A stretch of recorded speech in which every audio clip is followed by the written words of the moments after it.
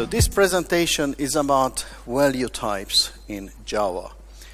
And value types are something that don't really exist yet in Java, but you can play around, download, and give it a try. And this is not the first time I'm talking about value types. I was talking about value types a few years ago already with different aspects at different conferences, because value types are something that already exists in other languages. I was comparing Java with Go language, for example. That was a very popular topic. But as Java value types come closer to us, I felt that it's time to speak a little bit about value types as they are in Java and not as in other languages and not in very general. But at the same time, I experienced that many times developers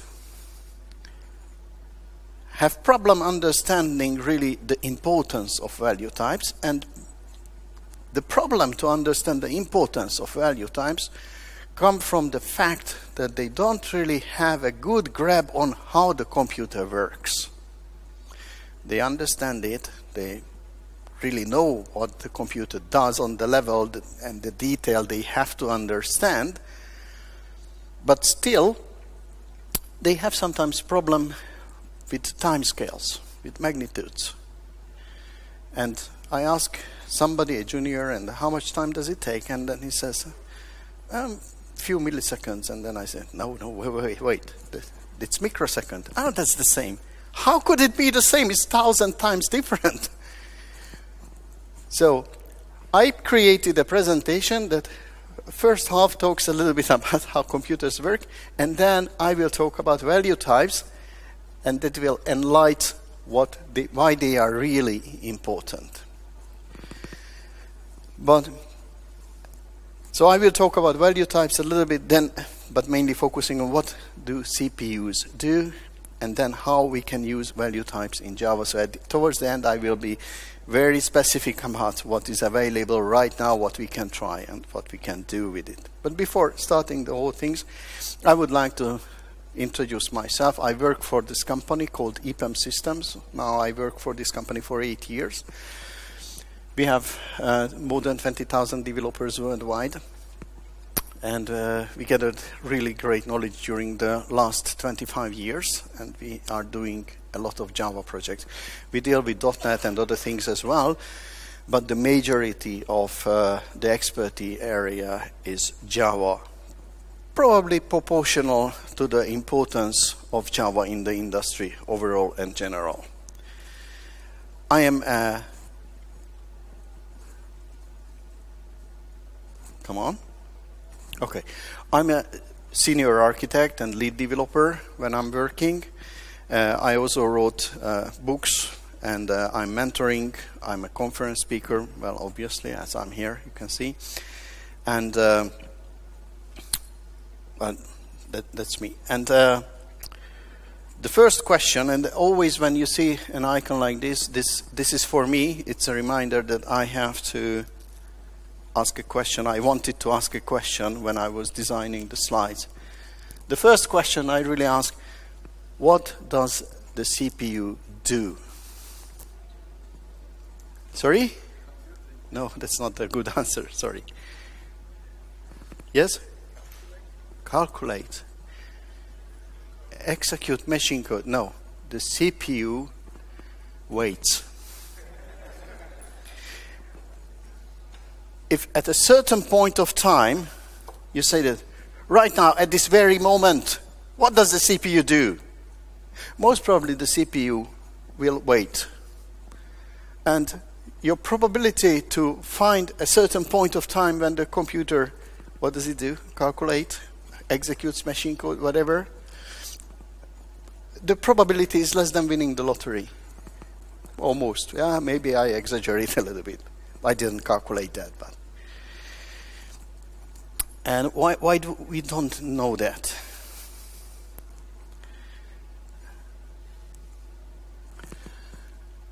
The CPU has a 4 gigahertz clock rate.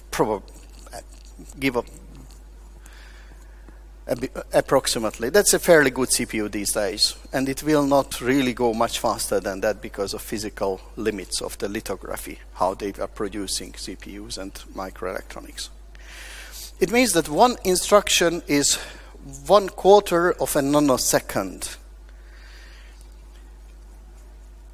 The speed of the light is 300,000 kilometers per second. Why it's important?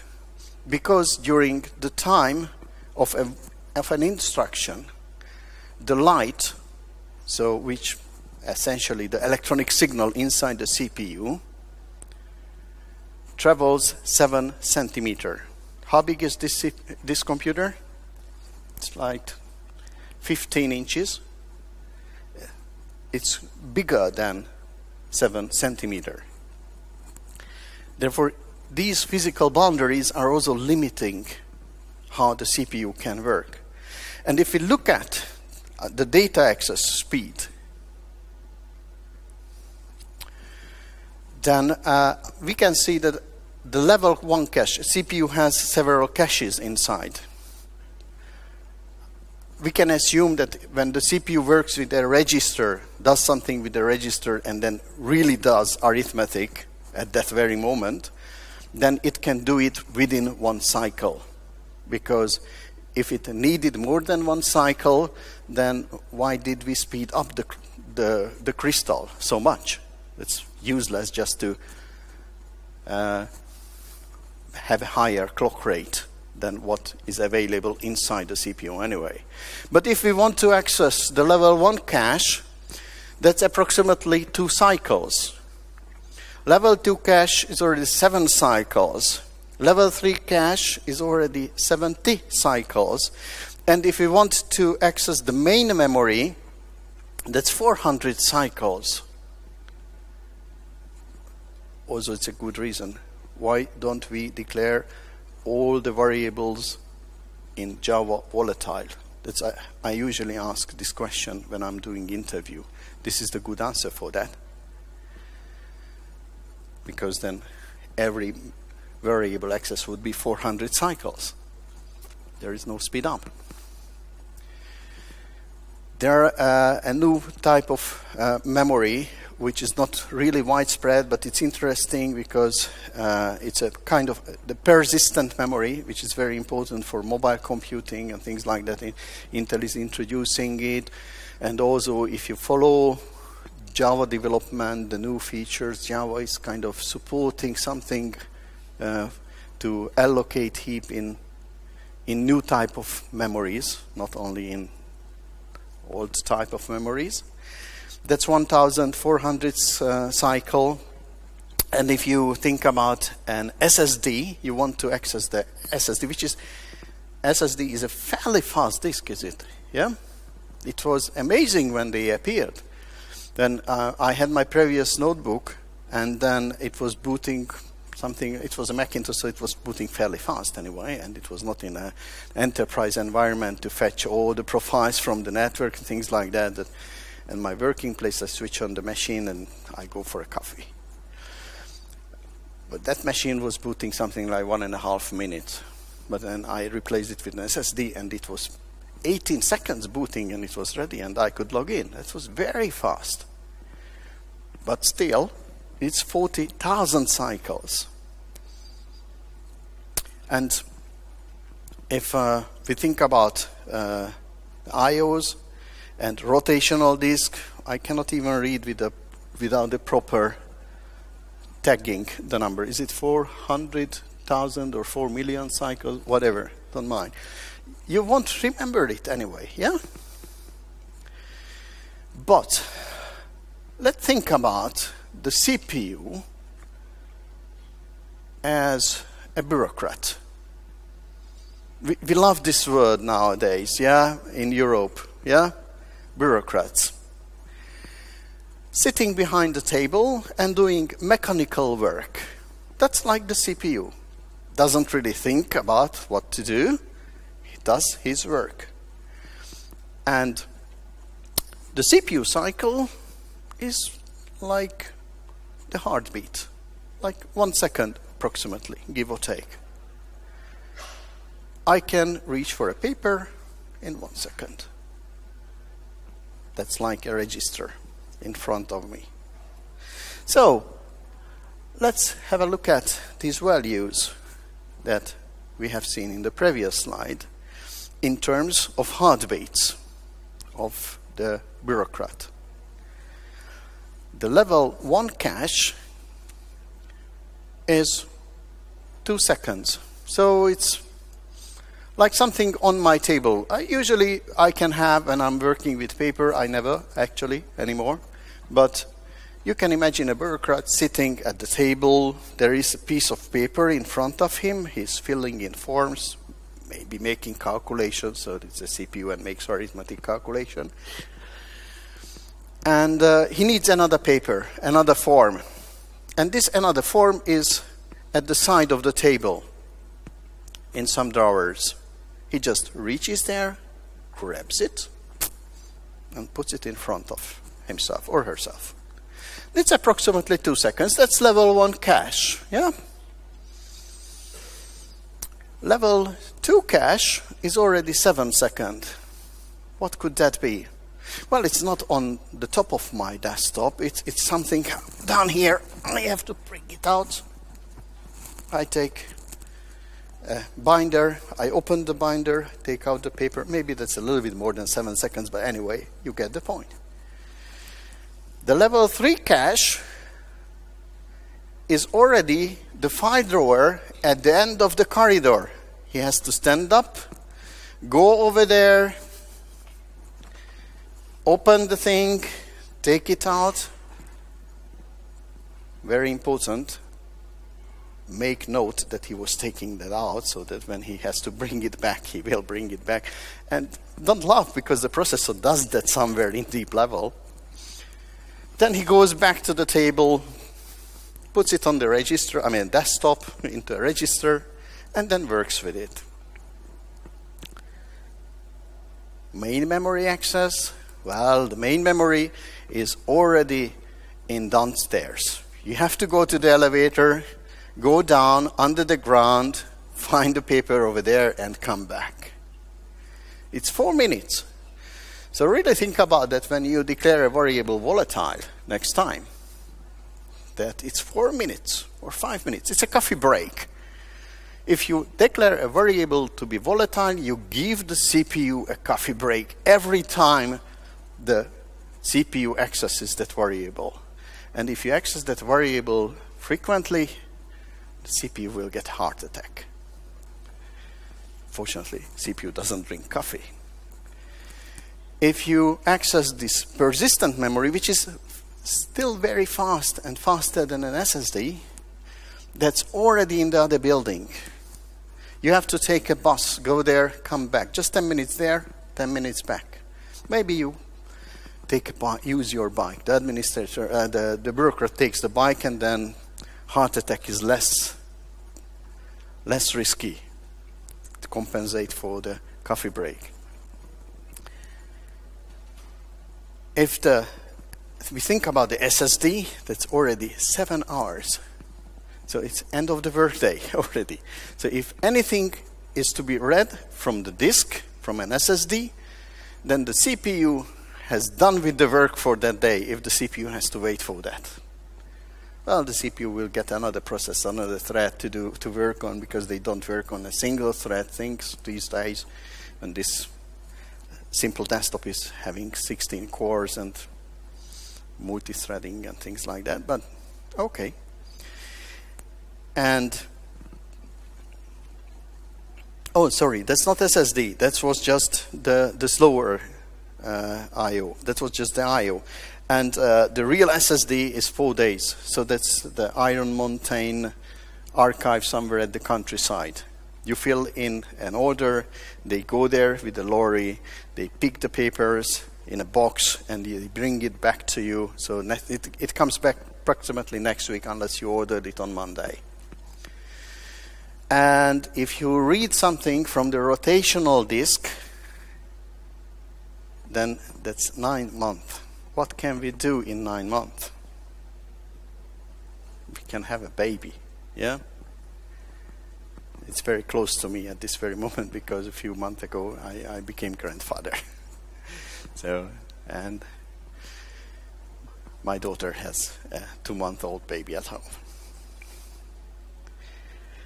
But these are not the only things that we do with the computers. The hard disk, rotational hard disk, is not the end of the story.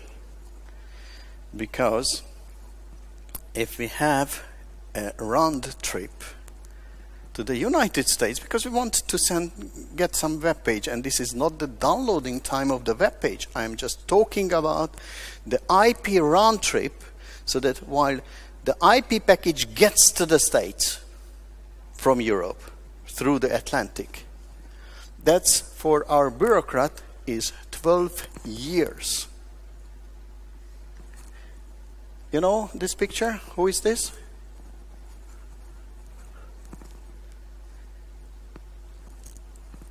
Guess. Who could it be? Yes, who was that? Who's? Okay, well, let's see how I can aim.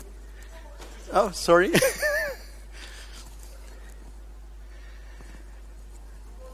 Christopher Columbus.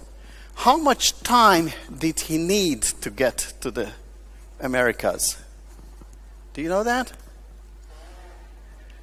Well, he was first traveling to the Canaries, which was still Spanish that time. And he stopped there. And after that, he reached shore in 5 weeks. So it was not that long, by the way. I remember that it was very long. But altogether, it was 70 days. If I compare that to our 12 years for the CPU, for our bureaucrat, then, well, sometimes I really feel like that the States is on the moon, but that's the distance. It's very, very far. And if we want to download a page, not from the States, just this conference homepage, I measured it when I was preparing these slides. And it was approximately 400 milliseconds, which is something like 400 years just to download a web page. That's the CPU is really bored by that. The CPU just has nothing to do with it. And if we talk about the computer booting, something like, let's say, 60 seconds, a normal boot time for the computer, then if we calculate that, that's more than 7,000 years. The human civilization is 6,500 years. Those were the Sumerians. That's the first Sumerian king that we have anything to know about, because it was carved in stone, some stories, at least the name, King of Ur. So for a CPU, if I boot the machine, it's a whole new civilization. So to understand what value types are, it's very important to understand that usually CPU waits. And then the next question, which I will not give any shock to because everybody knows the answer for that. Do we want the CPU wait? Do you want to pay for the CPU to be sleeping? Probably not, because we have to pay the CPU. It consumes energy. It has amortization, depreciation. It has a lot of costs, especially if you are buying it from Amazon or some other cloud providers. Then you pay per cycle. And you don't want to pay for CPU sleeping cycles. So, value types are actually something that will help you develop Java programs that will a little bit motivate the CPU and wait less. And the question first is that, is it something really new? And the answer to that is that no, it's not new. There are value types. Actually, value types, not exactly Java value types, but something like value types, are older than Java itself. Because in C, we had a structure which was named struct, which I still, after 30 years, I have problem how to pronounce it properly in an English sentence, struct. I mean, it's not a whole word. And it also had arrays and pointers to these, and you could allocate an array of structs in the memory. And C# is an interesting beast because it has structs, and it also has classes. Golang, I was talking about Golang in previous conferences, comparing to Java in this aspect. If you are interested, you can read my article about it or listen to the recorded presentation afterwards. I don't want to get into those details now. Golang has only value types, quote unquote, because it's not really the same as value type in Java. It's a little bit different, but much closer than to objects. Swift also has structs and classes. So everybody has something already, except scripting languages which are slow anyway, so there is nothing to help them, except replacing them with, I don't know, WebAssembly or something. And Java will have now classes and value types in the future. But what are these? These are things that, as it says, codes like a class and works like an int. So it's something, it's a preliminary syntax that you can see on the screen. It's available as a pre-release to play around with. I will give you pointers at the end of the presentation where to download it. And this is a very simple value type class which has 2 int in it. And there is a constructor for it that initializes these values. And actually, you can push the point to the right, and that pushing the point to the right returns a new point, which will be just the distance to the right of the original point on the coordinate system. That's very simple, and it also has a toString. But why is it effective? There are some restrictions that make it effective. So if there were no restrictions, obviously it wouldn't be more effective, because if we could do it, or Java developers who develop the Java language itself could do it without restricting the developers how to use these things, how to use some of the objects, then they would have done it already in the optimizing compiler.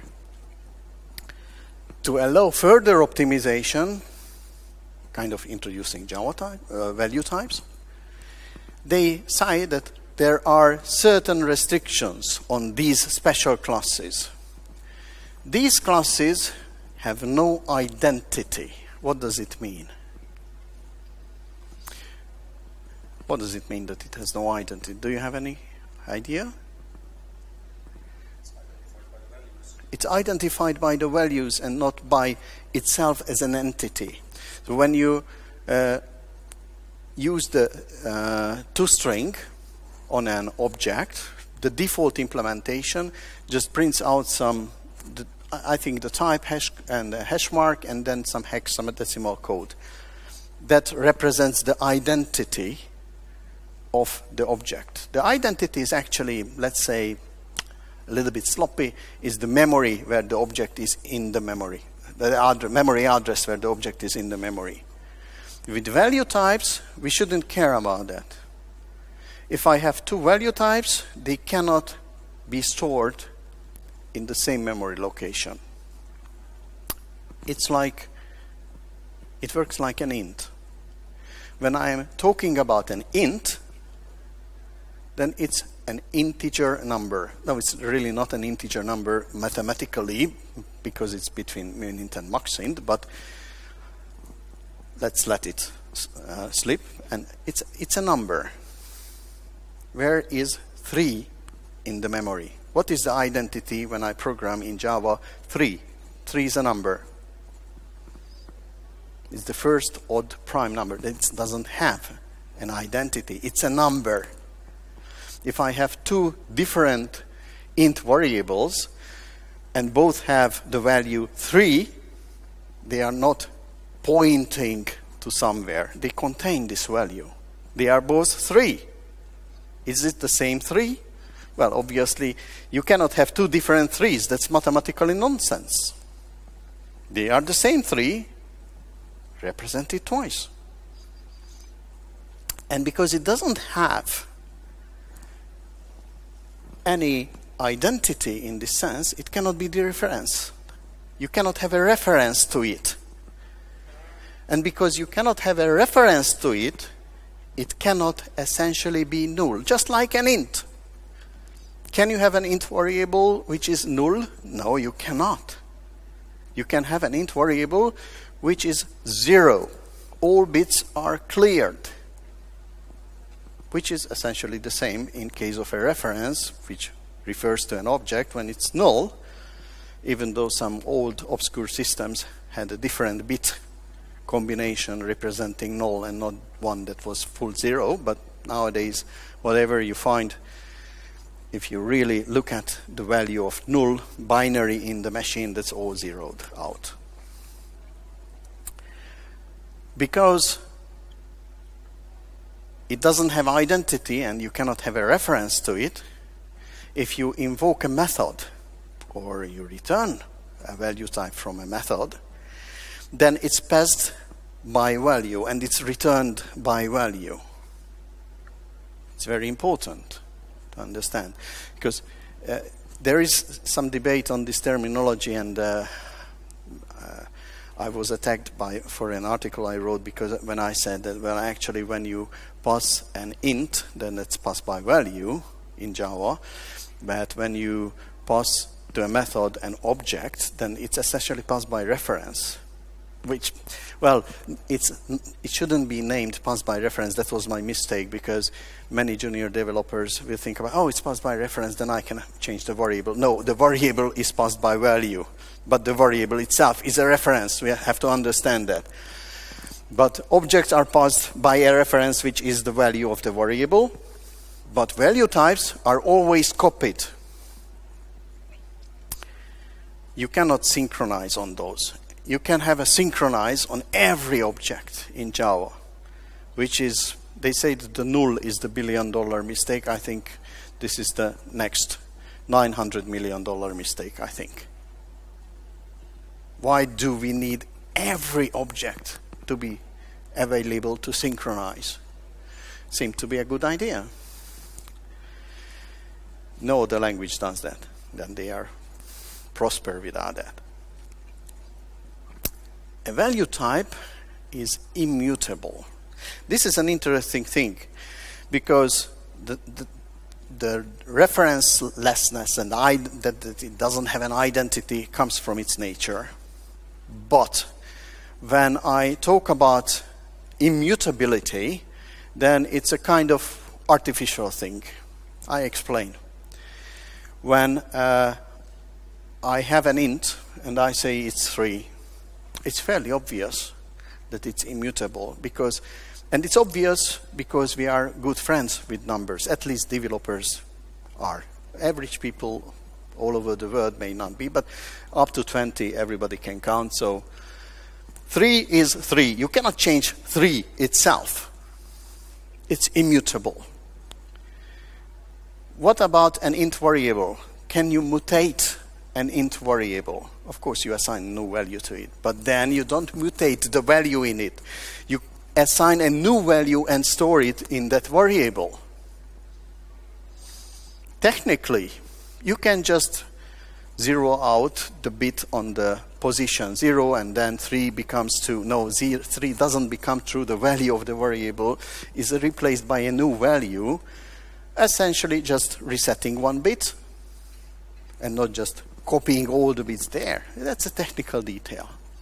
But when we are thinking about something more complex, something like a date, I'm referring to a time value and not meeting somebody. That's even more complex. Then it's not so obvious that we cannot change the value itself. But what we actually do and how it's expressed is that even if the implementation says that somewhere deep in the CPU level I have a point that I move and I know that the result is going to be saved in the very same value type, then I don't touch the X value on the Y value, and then I replace that. But on the programming level, I create a new value type point, and I store it in that variable. This immutability is not a constraint because of this. It's just the way how we express our programming intentions. And the last one, sorry, I just want to go to the last one, is that there is no inheritance. And there was a long debate about if they should allow inheritance or not. There could be inheritance. But even if there is inheritance, polymorphism is out of question at all. Because when you have an int, and let's say that we want to extend the int as a value type, and we want to extend it to something that can be bigger. We call it long, but that's not the extension of int. And if we had polymorphism and we have a variable which is int, and we want to store there a long, it will not fit. We have to know during compile time the size of the memory that we need for the value type, and not only the size of the value type, but also the internal structure, how we can work with it. One could say that, well, if there is a value type that is extended, and also maybe there is polymorphism, so the fields inside the value type are always there. Maybe some fields are not defined if it's upper level in the hierarchy. Then why don't we just allocate enough memory for the value type which can store any value type that extends the original value type? And then the code analyzer, the compiler, could look at the code and identify which is the largest value type and store it like that. You are nodding, you agree with it, but the problem is that the compiler doesn't have all the codes. Because Java is a late binding, and you can just link and include a jar file which will extend it even bigger. And then the compiler cannot allocate enough memory that can store any value type imaginable, which is not even coded right now when we compile. Therefore, there is no polymorphism. And because there is no polymorphism, not to make any confusion with that, and because it doesn't really, probably it would not deliver real advantage, there is no inheritance. And all these requirements make it possible value types to be drop-in replacement for classes. Which means that if you have a class which is a normal class, and you change it to be a value type in a library, and you make a new release of your library, the code which is using your library without compilation will be able to use your new code. You don't believe me? I can see on your face that you have doubts.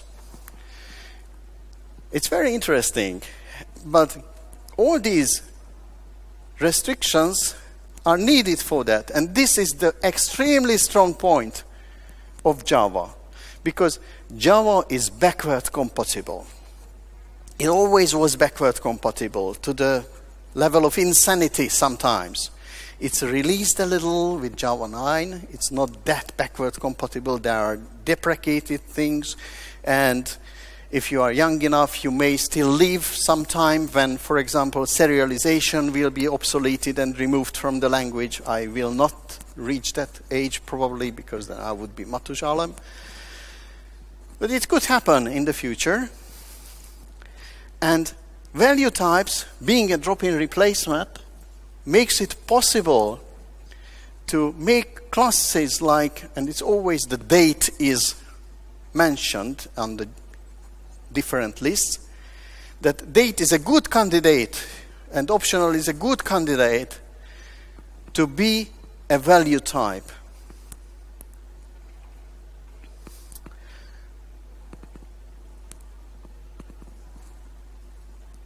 I think I just jumped to. Okay. So, when you pass a variable, then you pass it by value, and then the argument, it can be object, that's by reference, and the objects are passed by reference, so this is what I explained already. And when we are passing by value, then we are actually copying the value. And let's think about, again, about our bureaucrats to understand value types better. The objects are the books in a library. The value types are those small pieces of carton papers that reference the books. When you work with these references, you know, these are in long, small drawers. You pull it out, search it, then you pick it out, you put a placeholder there, and then you walk to the shelves, take the book. That's the object. The small piece of paper is the value type.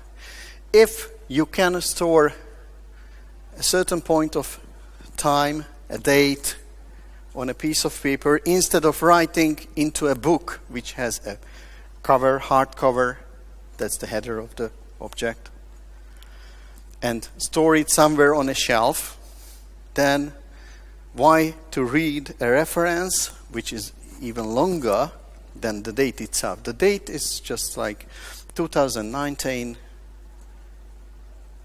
5th month, 9.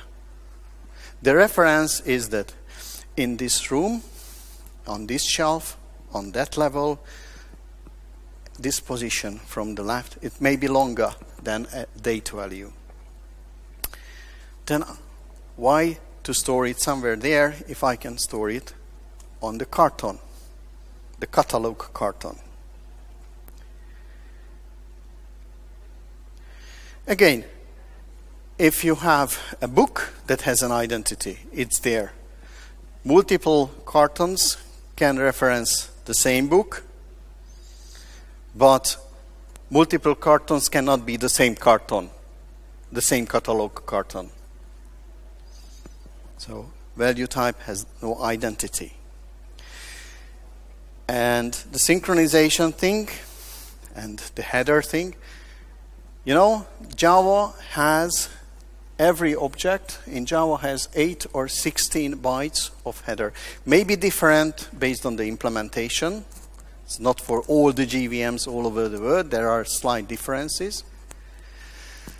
But it starts, there is a class pointer in it, which is very important, because otherwise you wouldn't know that that piece of memory after it represents what type. When you have an object variable, it points somewhere, you find there something. What is it? Well, it got somewhere, somehow, some there. But there is a class pointer, and the class pointer tells me that this is an integer, or this is a string. So I know how I should interpret the data in the memory block that follows. And also there is a mark word before that, which serves different purposes, and it's defined for the GVM. But for example, there is an information about the synchronization flag in it.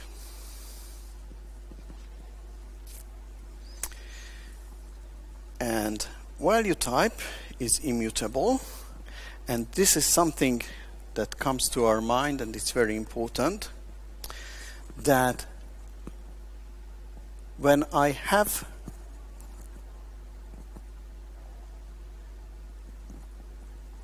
a value type, then when I change it, there is this preliminary syntax that with this dot x, so with this value type, I want to change x to x plus d. So it's a very weird syntax. We should get used to it as we got used to lambdas and streams and whatever, which was also very weird at the start. I admit these were very, very weird things first. Now I love them. I cannot imagine how I could live without streams. I cannot imagine how Columbus could live without Java streams. And what essentially happens is that we are changing one part of the value type, but we are expressing it as replacing everything, well, each part with itself, except that one lower part on the diagram. And for the inheritance, what I explained is that if there would be some by value b which would be allowed to extend by value a, we would have problem with the extra memory value. And the most important thing is how it can be faster. There are two places which are worth mentioning where it gets faster. One is the arrays. Because if I allocate an array in Java, then I essentially allocate an array of references, the catalog papers. I can access them very fast because when I access the first element of the array, these are continuous in the memory, and the CPU and all the logic around the CPU that handles the memory, okay, it takes how much? 4 minutes for the bureaucrat, but then it will bring the whole array, a copy of the whole array into the cache, because it's clever and it knows that you wanted this element. Most probably your program will need memory addresses which are on the same memory page. It reads the whole page, because if he has to go there to the basement, has to come up, take the elevator, it doesn't take much more effort to bring a copy of the whole memory page than just a single byte or word. And then when the bureaucrat wants to access the second element, it's already there, but not in Java. Java, as I look at you here, this is the typical heap structure. There are objects here and there are a lot of empty spaces around. It's not compressed. And if I have an array reading the names, then there, different places. And every time when the bureaucrat is fetching the next object, then he has to say, oh, again, it's on a different memory page. I have to go down to the basement. I have to walk up again. And then I can work with that object as well. Then the next one, oh my God, again, I was bringing up a lot of objects which were on the same memory page, but I don't need them because this object, which is the next in my array, is just somewhere totally different place in the heap, physically. But if I have value types, then the JIT compiler may say that, hey, this is a value type.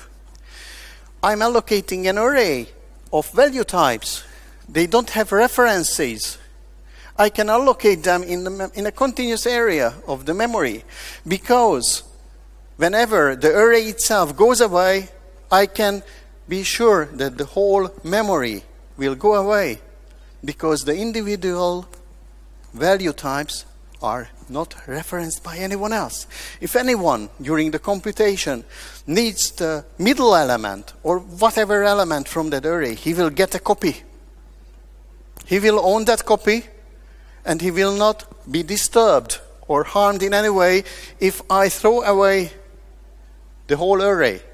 So I can allocate it, and I don't need to worry about that I will throw away the whole thing when I am releasing the reference to the array object, which is an array of value types.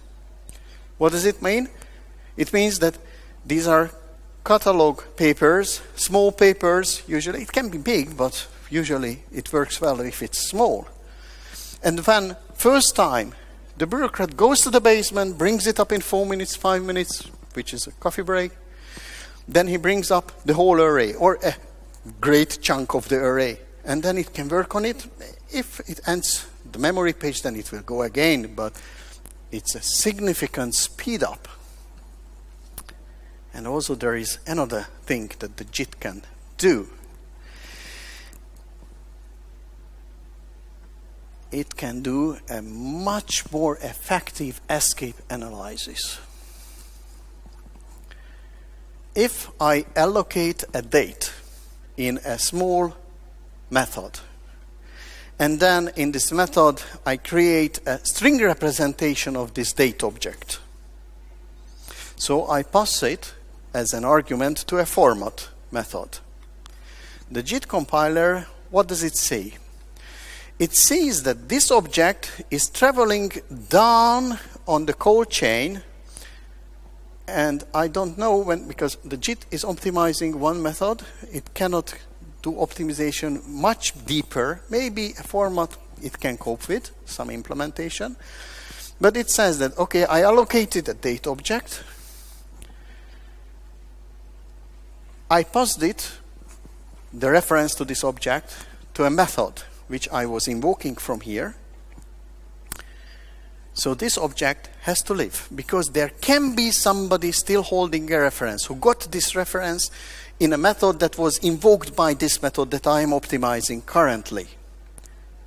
If I'm not passing this object anywhere, then the JIT compiler says that, okay, this object lives only in this method. And it's available, I think, in Java 8 already, this optimization. Then the JIT says that, okay, I will not allocate it on the heap. I will not bother with this object, the garbage collector. I will allocate it on the stack, because it's small anyway and it's not escaping. And when the call is returning from this method, then this object will just go away. But if I'm passing this very simple date object to a method, then the JIT compiler says, well, I don't know, maybe somebody gets reference to it. I have to allocate it to be safe on the heap. But if it's a value type, then it's passed by value. The value of the value type is given a copy, essentially. And therefore, if it's a value type, then the JIT compiler will say that it will not escape. Even if it's returned, the value of it is returned. And it will not escape the method itself. Therefore, value types can be stored on the stack, unless it's referenced by an array of value types, in which case it will be allocated on the heap. So, it means that it can be a drop-in replacement. In the way that, and it was very, very interesting in Köln a few weeks ago at Javaland, that I was listening to David Sims, who is developing this thing, and then he was mentioning a few things, and then I realized that all the things is done in the JIT. The GVM, the bytecode, is only modified minimally. And I was asking him, and he confirmed that, yes, this is really the way. So that if you declare that a class is value type, then when the interpreter starts up, before the JIT kicks in, and it interprets the Java code, it will handle it as an object. which was very strange for me, because when I was trying value types, I just realized that it was possible to assign a value type to an object type variable. If it doesn't have reference, then how can I assign it to an object? The way it is that it's internally may have a reference if it's not optimized. If it's optimized, then the variable also is optimized. It's not an object variable anymore, because the JIT says that not your business how I store it. It was an object, but don't care. I optimized it. Very strange, but very brilliant, I think. There is an open question, which very honestly, I still do not understand how they will solve it. If you have a generic date, so something, a list of dates, how will that work if you change the date to be a value type? That's a very good question. This is really something to research more.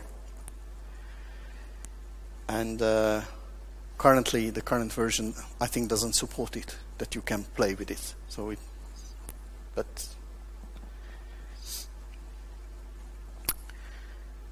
how will they solve it?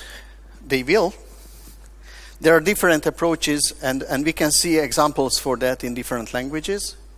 Because if you have a list of something which is a value type, or then essentially you have an object or a class which deals with a list of something that has different sizes. But these different sizes should be stored in the list, not a reference of that class. But if it's stored in the object, so it's a contained something and not referenced, then I have to know how big it is. But because there is no inheritance and there is no polymorphism, when I allocate this new object, which is generified with this value type, at runtime, I will know the size. And I will know all the methods and everything. And what C# does in this case, that he generates a new class, runtime. Maybe that's going to be the solution in this case as well. So runtime bytecode generation, or runtime whatever. JIT generates code anyway. So if it's implemented in the JIT, then it's just business as usual.